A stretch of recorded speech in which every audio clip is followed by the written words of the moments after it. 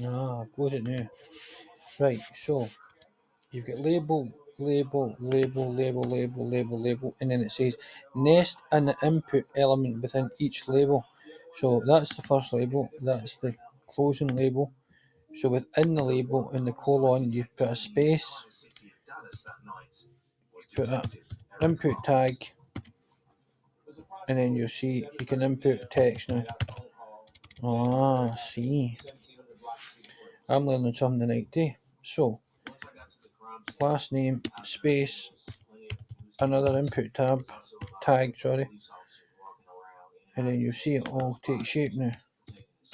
Another input tag. Oh. Again, space, input.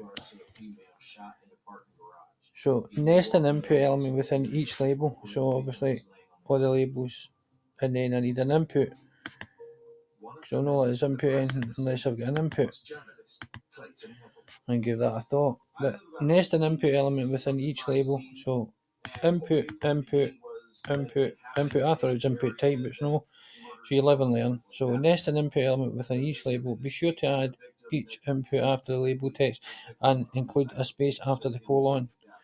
So it's space, then input, space, then input, space, then input, input, input, space, then input. I've got to say, I don't know if that's going to work. We need to check first.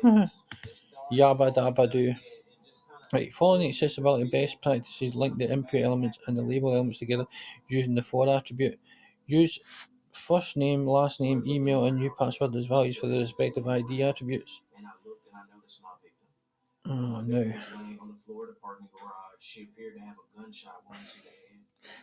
Use following accessibility best practices, link the input elements and the label elements together with the for attribute.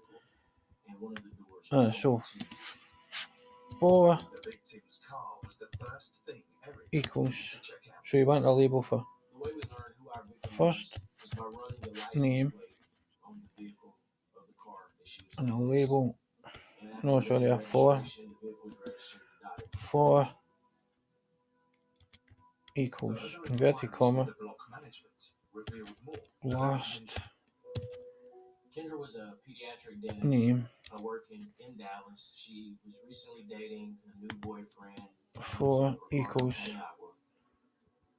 email. My first thoughts were maybe it was some type of domestic incident. And a for tag. It was a robbery.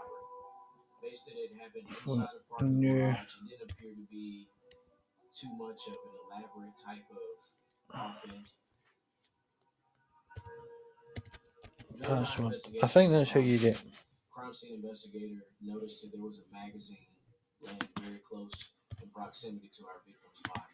It appeared that it dropped straight out of the first input element should have an ID of first name.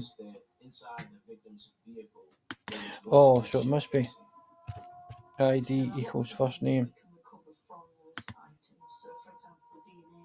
The first input element should have an ID of first name. And then we can start to look at the ballistics itself. As Eric was working the crime scene, apartment staff alerted him that Kendra's boyfriend, Ricardo, had arrived and was being held in the lobby. Everyone is a suspect.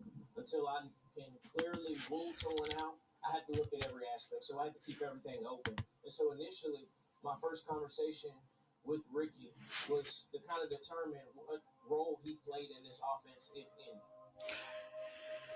I was very curious as to what was going on. He was waiting on Kendra to come home from work, and they were going to have some dinner and prepare to go on their vacation. He saw fire trucks and ambulances and police cars, but he didn't put two and two together that the emergency services were for Kendra. Oh, wait a minute. For first name. And so once I told him that she indeed passed away, and then very distraught. ID equals first name. Fortunately, in this job, you don't get to meet your victims if they're a victim of a type of crime like this. So we try to develop the first input element should have an ID of first name. She is a dentist who specialized in treating children. That was her calling, her passion.